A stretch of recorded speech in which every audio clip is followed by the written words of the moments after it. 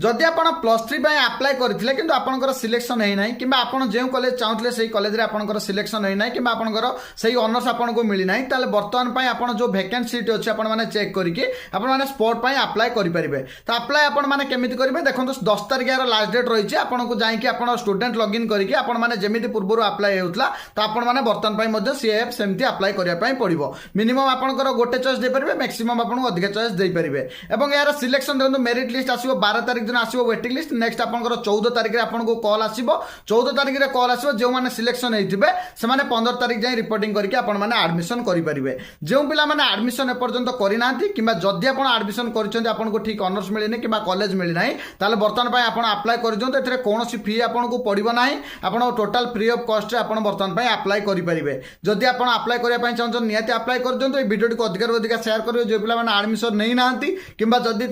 ठीक कॉलेज कि ऑनर्स मिलना